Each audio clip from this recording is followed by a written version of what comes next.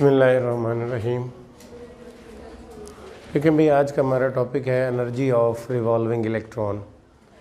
मतलब जो इलेक्ट्रॉन, जैसे आपने लास्ट टाइम कैलकुलेट किया कि एक इलेक्ट्रॉन अपने न्यूक्लियस के गिर्द जो है वो घूम रहा है, तो उसका कितना डिस्टेंस होगा, यानी distance of electron from nucleus. आज हमने पढ़ना है energy of electron that is going to revolve around the nucleus. जो न्यूक्लियस के गिर्द घूम रहा है उसकी एक ही ऑर्बिट में कितनी एनर्जी होगी। जैसे बोहर ने कहा कि उसकी एनर्जी फिक्स होगी, बताया ना उसने। उसने कहा कि एनर्जी चेंज नहीं होती जब तक वो एक ऑर्बिट में घूमता है। हाँ, जब एक ऑर्बिट से जंप करके दूसरे में जाता है तो फिर वो कितनी एनर्जी एब्जॉर्ब या अमिट करेगा। ये बेसिकली आज हमने सिर्फ जस्ट ये पढ़ना है कि उसकी एनर्जी किसी भी ऑर्बिट में कितनी होगी। अब उसको कैलकुलेट करने का हमने, डिटरमिन करने का हमने फार्मूला डिस्कस करना है। सबसे पहले ज़रा तवज्जो करें, हमारे पास जो टोटल एनर्जी है वो आपको पता है काइनेटिक एनर्जी और पोटेंशियल एनर्जी का सम होगा। तो यहाँ पर आप लिख सकते हैं ई टोटल बराबर क्या है, ई काइनेटिक प्लस ई पोटेंशियल। यानी काइनेटिक एनर्जी और पोटेंशियल एनर्जी को अगर हम सम कर लें तो ये हमारे पास टोटल एनर्जी आ जाएगी। उसने कहा है कि काइनेटिक एनर्जी का इशू नहीं है, वो तो हम डायरेक्ट कैलकुलेट कर लेते हैं।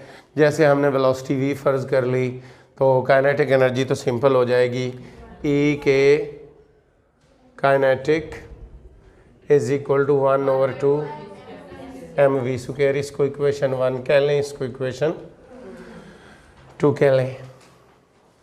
उसने कहा कि बट जो पोटेंशियल एनर्जी है उसके लिए हमें प्रॉब्लम है, उसको हमें बाकायदा डिटरमिन करना पड़ता है, कैलकुलेट करना पड़ता है। और उसके लिए हम क्या करते हैं वो ज़रा समझने वाली बात है। उसने कहा कि पोटेंशियल एनर्जी को कैलकुलेट करने के लिए हम वर्क डन कैलकुलेट करते हैं। वर्क डन, हम जब भी पोटेंशियल एनर्जी कैलकुलेट करते हैं उसके लिए हमें वर्क डन कैलकुलेट करना पड़ता है। जैसे आप लोगों ने फिज़िक्स में पढ़ा है वर्क फोर्स ज़रब डिस्टेंस।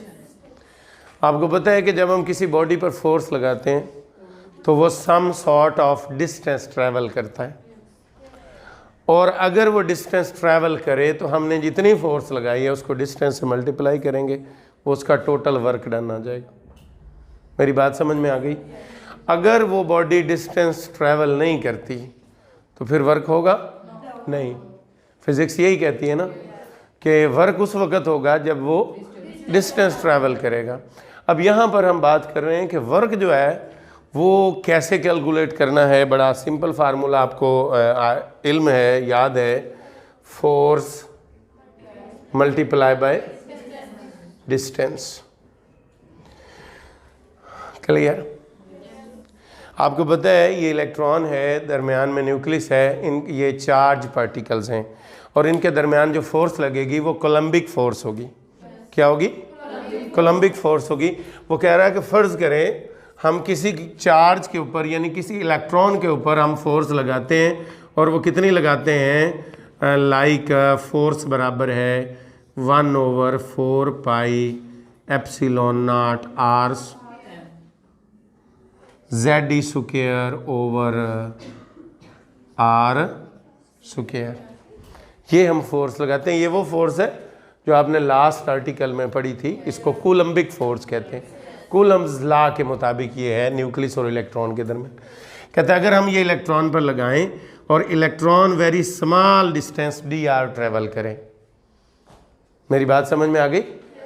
हमने क्या कहा कि अगर हम इलेक्ट्रॉन के ऊपर फोर्स लगाएं जिसको हम कोलम्बिक फोर्स कह रहे हैं, अगर इतनी फोर्स लगे और वो स्मॉल डिस्टेंस dr ट्रेवल करेगा, जब स्मॉल डिस्टेंस dr ट्रेवल करेगा तो फिर वर्क डन कितना हो जाएगा, बोलिए? Z square over 4 pi r square ज़रब dr। ये टोटल वर्क हो गया। अच्छा, यहाँ पर मैथमेटिक्स में सेकेंड ईयर में बच्चों को जाके पढ़ाया जाता है, उसको कहते हैं इंटीग्रेशन। एक प्रोसेस है, उसको कहते हैं इंटीग्रेशन। अच्छा, इंटीग्रेशन किसके लिए यूज़ होता है?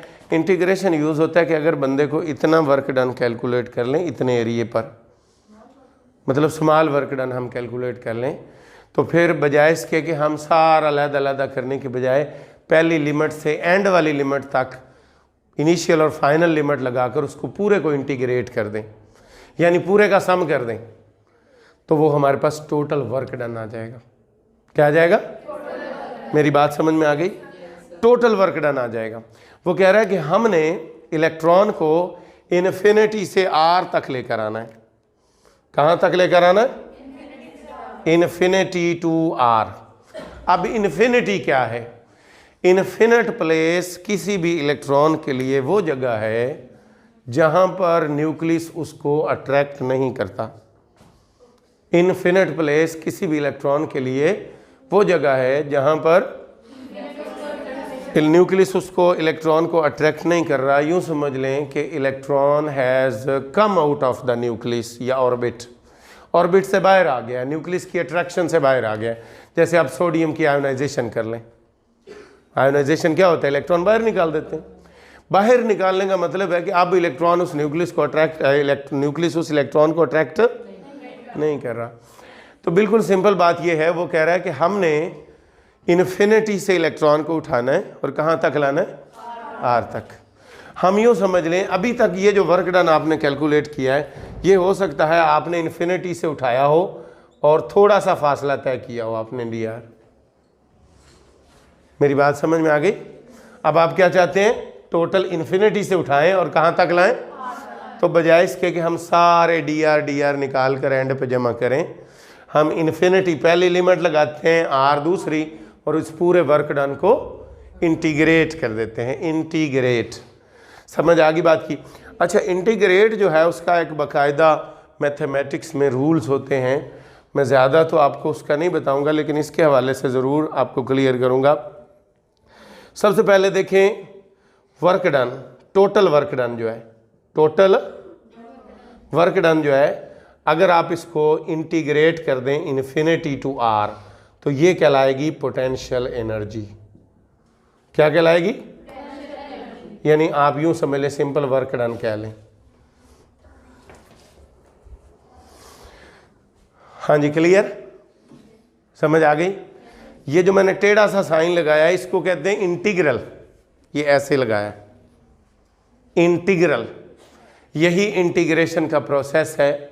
इन्फिनिटी पहली लिमिट है, आर आखिरी लिमिट है।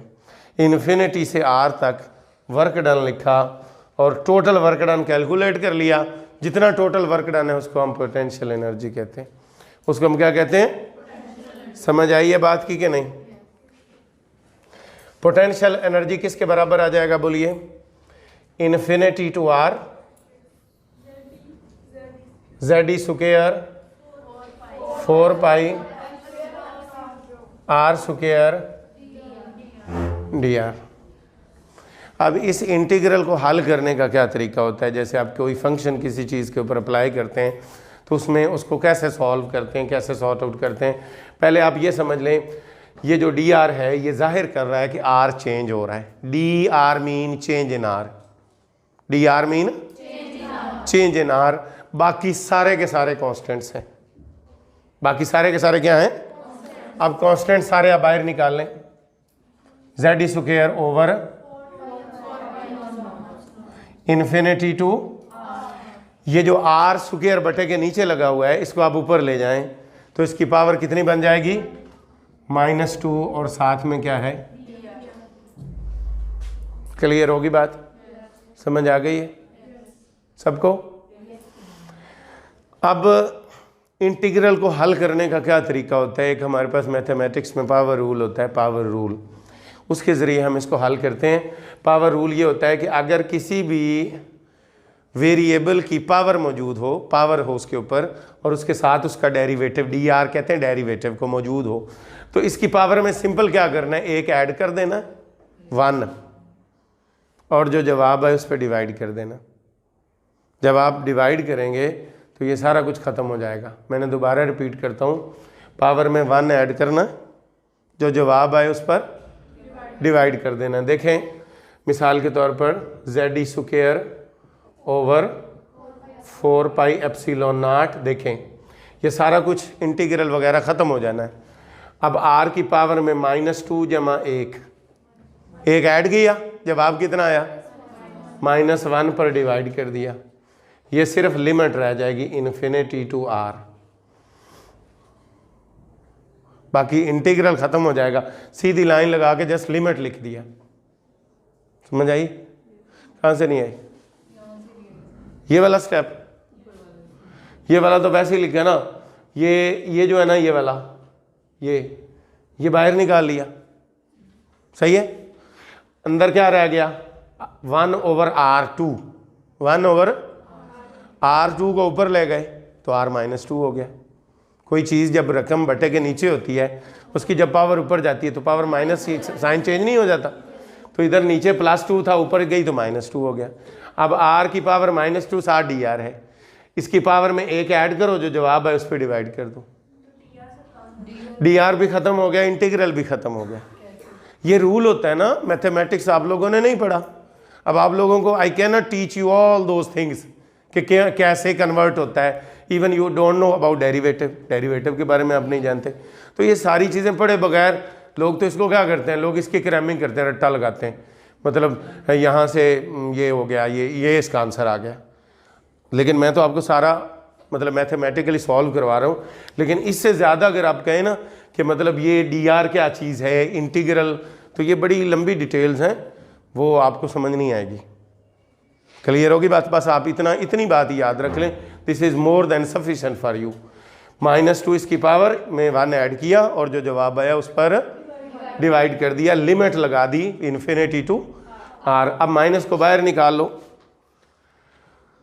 -z² ओवर 4πε0 r की power infinity to r। Clear? जब इसका बटा 1 है ना, जिसका बटा ना हो उसका क्या होता है? अगर उसकी पावर -1 है, बटे के नीचे लाएंगे तो +1 हो जाएगी। शाबाश। तो क्या बनेगा? -z² divided by 4πε 4π1/इन्फिनिटी to. अब ये लिमिट होती है ना, इसको पुट करते हैं। पहले ये वाली लिमिट पुट करेंगे, माइनस ये वाली लिमिट पुट करेंगे। ये रूल है बाय लॉ, ठीक है। अभी आपको बहुत सारी पूरी डिटेल लिखनी पड़ेगी, बाद में जब आपको याद हो जाएगा, पता चल जाएगा इसका आंसर है, तो यहीं पे बेशक आप उसका सीधा आंसर लिख देंगे। लेकिन देख लें ज़रा, -z² ओवर 1, देखें ज़रा, r की जगह क्या लिखना है? r, कोई फर्क नहीं पड़ना। -1/r की जगह क्या लिखना है? ये बात समझ में आ गई? पहले ऊपर वाली लिमिट रखनी है, फिर माइनस लिखना है, फिर नीचे वाली लिमिट। r की जगह पे r लिखा, -r की जगह क्या लिखा? Infinity. Clear? -z² over 4πε0 1/r something और इन्फिनिटी 0। बटे के नीचे अगर इन्फिनिटी आ जाए आंसर 0 होता है। तो आंसर क्या आ जाएगा? बोलो। -z² ओवर 1/, तो क्या आ जाएगा? -z² r। ये हो गई पोटेंशियल एनर्जी। हाँ जी, को पल्ले पड़ी बात समझ आई? Confusion clear? शाबाश। ये हमारे पास पोटेंशियल एनर्जी आ गई। काइनेटिक एनर्जी हम ऑलरेडी मालूम कर चुके थे। अब इसको वहाँ पे पुट कर दें तो क्या आंसर आ जाएगा? E टोटल बराबर है 1/2 प्लस माइनस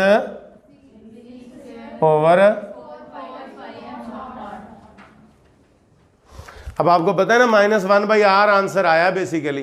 ये जो है ना -1/r, माइनस तो मैंने पहले निकाल लिया था, इसका जवाब -1/r निकला है।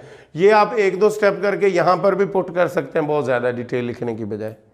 लेकिन आपको तरीका पता होना चाहिए कि ये निकला कैसे है, otherwise you will forget in the exams. आप भूल जाएंगे कि किया क्या था। अगर आपको डिटेल आती है फिर आप ये स्टेप कर सकेंगे, अदरवाइज़ एग्ज़ाम में एक आध नंबर वो लॉन्ग में काट देता है अगर आप ये नहीं करेंगे तो। ओके होगी बात? अच्छा, इसको खोल लीजिए। 1/2 mv square minus g square over 4 पाई। जी, यहाँ तक कोई कंफ्यूजन है तो पूछ लीजिए। ओके आप लोगों ने लास्ट टाइम पढ़ा था, अगर आपको याद हो, आप लोगों ने पढ़ा था कि कोलम्बिक फोर्स जो है वो सेंट्रीफ्यूगल फोर्स के बराबर होती है, z square over 4 pi epsilon r एज। हमें पता है एज वी नो दैट कि हमारे पास एम वी स्क्वायर, ये पता है ना, एम वी स्क्वायर बराबर ओवर आर बराबर है, पता है? ये रिलेशन मैंने आपको लास्ट जो टॉपिक है उसमें पढ़ाया था। अच्छा, अगर ये आर आर से कैंसिल हो जाए तो एम वी स्क्वायर की वैल्यू क्या बनेगी? Z square over r. Clear? अब आप ये वाली वैल्यू जो है ये यहाँ पे पुट कर दें। देखें ये वाली जो वैल्यू है, ये वाली वैल्यू बनेगी ना इसकी, ये कहाँ पे पुट करनी है? एम वी स्क्वायर की जगह। क्लियर? जब आप इसमें पुट करेंगे, इसको आप इक्वेशन नंबर 1 कह लें और फिर हम इसमें पुट कर देते हैं। चलें भी देखें, ये वाली वैल्यू जो है यहाँ पे पुट करनी है, ठीक है? तो देखें ई बराबर किसके आ जाएगा? 1/2 एम वी स्क्वायर की जगह क्या आ जाएगा?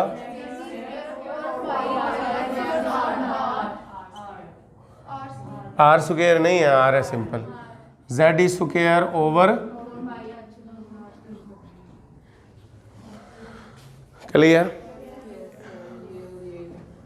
अब ये मल्टीप्लाई होगा, Z square 8 pi epsilon not Z square. हाँ जी, ये क्लियर हो गया। अब आप इसका एलसीएम ले लें, एलसीएम 8 पाए, या एलसीएम आ जाएगा। अब 8 से कैंसिल हो जाएगा, ऊपर क्या बचेगा? जी स्क्वायर माइनस, ये कितना आंसर आएगा? 2, तो 2 जी स्क्वायर हो जाएगा। 2 में से -1 तो क्या रह जाएगा? Minus g square over 8 pi epsilon naught r. Clear होगी बात? कोई कन्फ्यूजन है तो पूछ लीजिए। अब यहाँ से हमने आर जो है उसकी वैल्यू पुट करनी है, ताकि आर की वैल्यू पुट करें तो हमारे पास जो है वो फाइनल रिलेशन बन जाएगा। क्लियर होगी बात?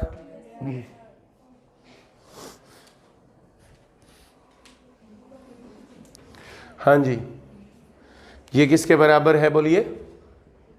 एनर्जी के। तो आर जो है n square h square epsilon naught pi m z square. इसको आप इक्वेशन नंबर 1 2, इसको चलें 2 कह लें, 2 में पुट कर दें, पुट इन 2, इसको 2 में पुट कर दें। क्लियर? जब आप यहाँ पे पुट करेंगे ज़रा तवज्जो करें, देखें ई बराबर है minus g square divided by 8 pi epsilon not.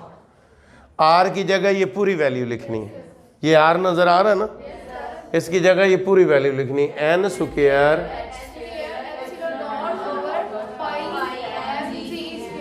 Ji square. शाबाश। अब यहाँ से एक पाई कैंसिल हो जाएगा, ये वाला, बस, बाकी तो कुछ नहीं कैंसिल हो रहा। क्या हो रहा है? इसको ऊपर ले जाएं, ये तीसरा बटा है, तीसरा बटा ऊपर चला जाएगा, तो क्या आंसर आ जाएगा? ई बराबर देखें माइनस एम जेड का स्क्वायर हो जाएगा और ई की पावर 4 हो जाएगी divided by 8 n square h square और एप्सिलॉन से मल्टीप्लाई होगा। हाँ जी, क्लियर, समझ आ गई। अब यहाँ पर एन लगा दें तो ये आपके पास फाइनल रिलेशन आ जाएगा जिसको हम एनर्जी ऑफ nth ऑर्बिट कहते हैं। ठीक है, energy of electron in nth orbit. nth orbit में इलेक्ट्रॉन की एनर्जी क्या होगी। अब यहाँ पर जो आपने बात याद रखनी है, कॉन्स्टेंट्स की जो वैल्यूज़ हैं वो आपको पता है। For hydrogen atom Z is equal to 1। Hydrogen atom के लिए Z क्या है, 1 है। चार्ज ऑन इलेक्ट्रॉन जो है वो क्या है, 1.602 10⁻⁻19 कूलम्ब। और H क्या है, 10⁻34 joule second. Mass of electron क्या है, 9.1 इंटू 10⁻31 किलोग्राम जी। एप्सिलॉन नॉट 8.8 10⁻⁻C स्क्वायर पर जूल।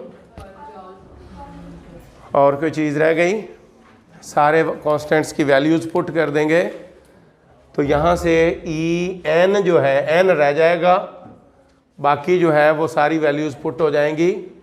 -1330 सॉरी आंसर आएगा 2.18 into 10⁻18 divided by n square joule.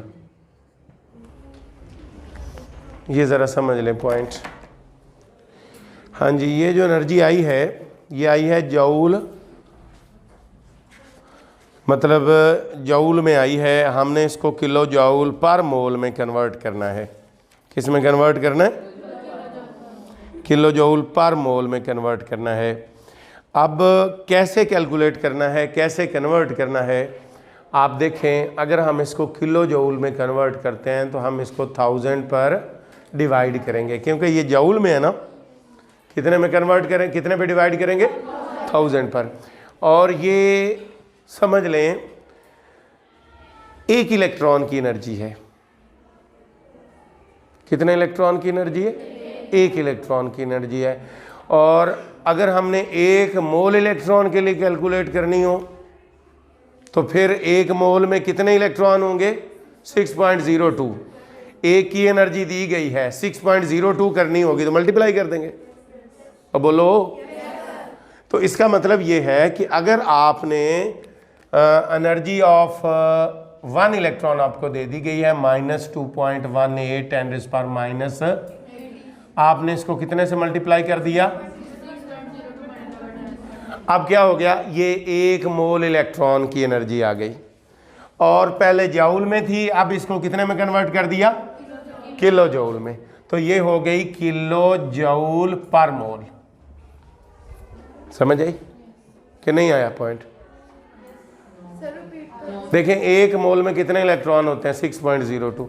ये एक इलेक्ट्रॉन की एनर्जी है। एक मोल में कितने इलेक्ट्रॉन है, 6.02 इंटू 10⁻23। एक की दी गई है, 6.02 की मालूम करनी है, ज़रब दे दें इससे। जब इसे ज़रब देंगे तो वो आ जाएगी एक मोल इलेक्ट्रॉन की एनर्जी। उसने दिया जूल, यूनिट है जूल, आपने किलो जूल में कन्वर्ट करना, 1000 पर डिवाइड कर दें। समझ आ गई। ये आ जाएगी माइनस, आंसर आ जाएगा -1331 divided by n square kilo joule पर मोल।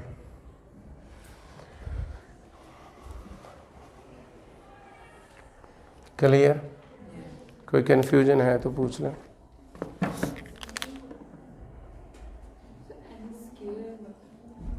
हाँ, n स्क्वायर तो हर जगह है, साथ साथ है। बटे के नीचे n स्क्वायर नहीं है, तो n की जगह कौन सी हमने कोई वैल्यू पुट की है। हाँ, वो बस मिस्टेक हो गई होगी। एन स्क्वायर बटे के नीचे आना है और हर जगह आना है, ठीक है। एन मीन नंबर ऑफ कौन सा शेल है, मतलब प्रिंसिपल क्वांटम नंबर है बेसिकली ये। अच्छा देखिए for K shell n is equal to 1, ज़रा तवज्जो कीजिएगा। E1 क्या आ जाएगा,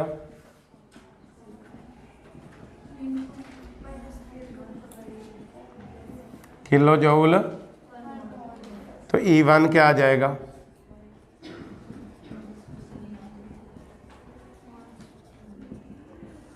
ये E1 आ जाएगी। क्लियर? अच्छा जी, फार के बाद L shell n is equal to 2, तो E2 क्या आ जाएगा, minus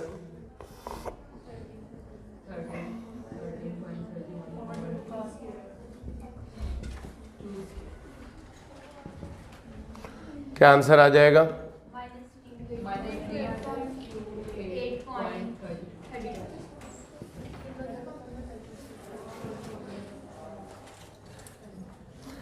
E4 for M shell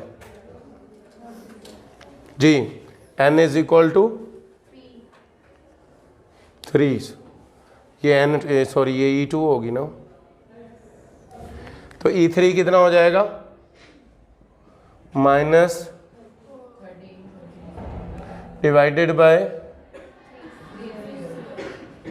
कितना आंसर आ जाएगा, माइनस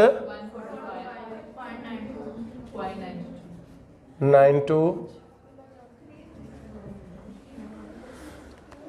जी, ये आंसर आ जाएगा। अच्छा जी, फार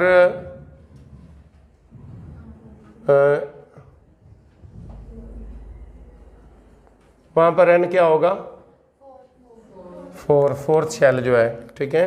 तो E4 कितना आ जाएगा, माइनस 32.08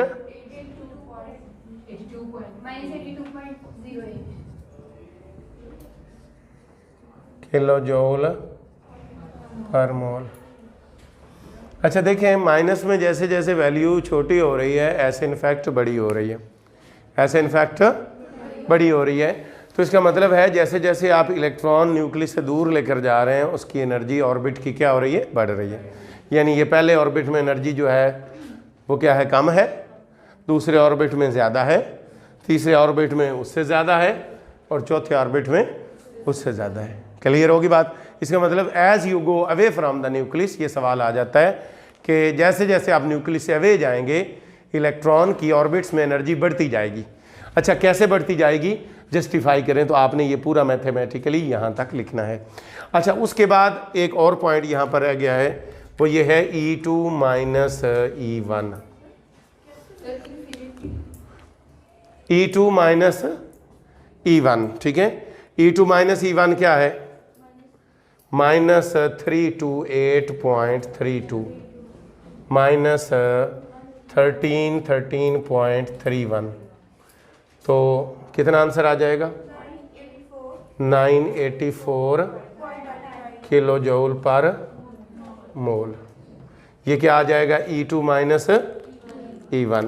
अब E3 माइनस E2 करें, 180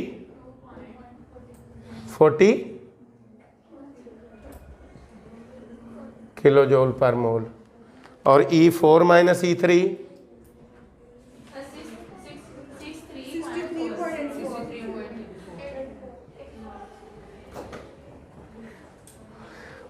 अच्छा मैं ज़रा आपको गाइड कर दूं, आपको समझा दूं। देखें यहाँ पर ज़रा तवज्जो कर लें, ये हमारे पास शेल हैं, ये न्यूक्लियस है। अच्छा देखें ये जो इन दोनों के दरमियान में एनर्जी गैप है ना, पहले दो शेल के दरमियान में, ज़रा समझ लें ये वाला पॉइंट। पहले और दूसरे के शेल में जो एनर्जी गैप है वो है E2 माइनस E1। जो दूसरे और तीसरे के दरमियान एनर्जी गैप है वो है E3 माइनस E2। जो चौथे और पांचवें के दरमियान में वो है E5 माइनस नहीं, चौथे और पांचवें में E5 minus E4, fourth and fifth की बात कर रहा हूँ। जो बड़ा है उसको पहले लिखना है, जो छोटा है उसको बाद में लिखना है। E5 minus E4। एनी हो, आपको ये पता चल गया कि याद रख लें, जब उसने इधर से जंप करके इधर आना है, पहले और दूसरे ऑर्बिट में एनर्जी का गैप कितना निकाला भला? ये 984। अब जरा तवज्जो करें, अगर वो इधर से जंप करके इधर आता है तो उसको 984 जो अमाउंट ऑफ एनर्जी जो है वो एब्जॉर्ब करनी पड़ेगी, फिर वो बाहर आएगा। अगर वो इधर से वापस जाता है तो उसको इतनी ही अमाउंट में एनर्जी जो है वो रिलीज करनी पड़ेगी।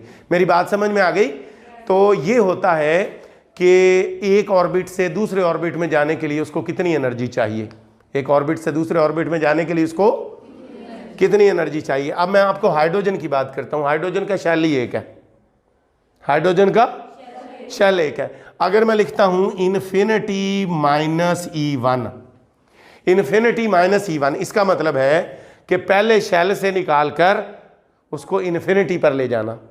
इन्फिनिटी कौन सी जगह है? जहां पे वो अट्रैक्शन नहीं करता।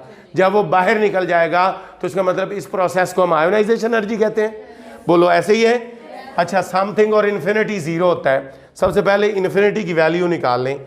ई इन्फिनिटी देखें माइनस 13.31 डिवाइडेड बाई इन्फिनिटी का स्क्वायर, तो ई इन्फिनिटी क्या हो जाएगा?